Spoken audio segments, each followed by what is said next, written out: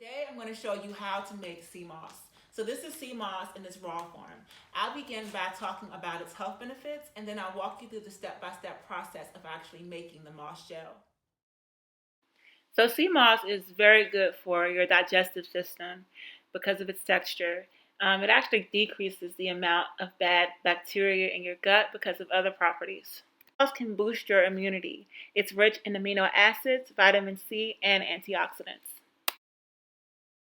Sea moss increases your energy levels. It's high in various B vitamins, including vitamin B12. Your thyroid also benefits from sea moss because of its high iodine content. Sea moss is high in magnesium and potassium, and because of that, can have positive impact on your mind.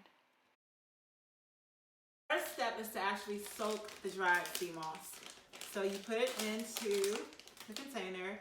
I'm using filtered water because I will be heating this in order to remove the salt, in order to remove any impurities, because this is straight from the sea. So sea moss actually grows off of the coast of the Caribbean.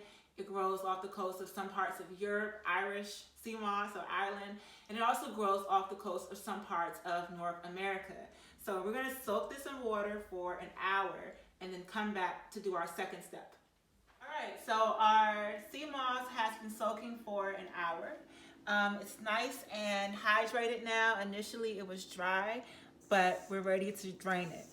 So we're going to go over to the sink. We're going to drain the sea moss.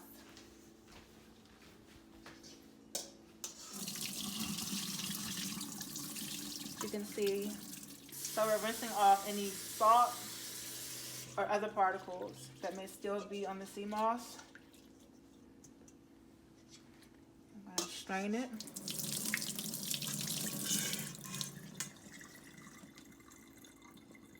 Rinse the bowl out and put this back on the bowl. So now it's time for round 2 of the cleansing.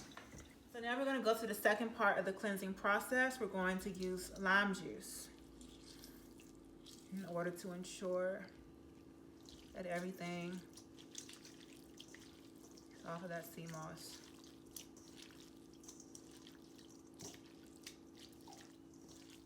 All right, I'm going to strain it again and then put it into a pot in order to begin the boiling process.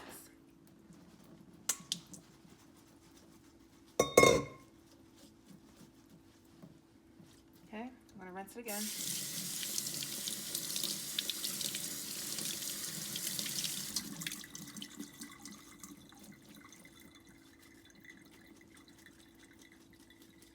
Okay, so now it's ready for the pot. So I'm putting the sea moss into the pot. Do that, as well as a bit of cinnamon. That's enough. Normally I would use cinnamon sticks, but I don't have any of those, so we're going to use what we have. Just mixing the cinnamon in so that it's equally distributed and separating the sea moss a bit. So yeah, we're going to let this boil. So the sea moss is now at the boiling point. I'm going to go ahead and reduce the temperature so that it can simmer and let it stay on until the 20 minutes are up. So once the timer goes off, we'll remove it from the heat. So the sea moss is done boiling. This is what it looks like once it's cooled down a little. It hasn't quite gelled yet. The water is thicker. The moss itself has broken down. So what we're going to do is let it cool off. We're going to put it in the blender and then put it in the fridge so that it can gel overnight. All right, so now the sea moss is cooled down. We're going to put it in the blender so that everything can get mixed in really well.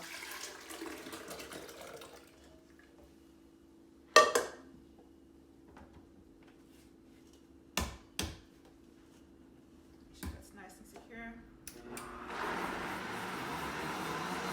So now we're going to transfer it into a container.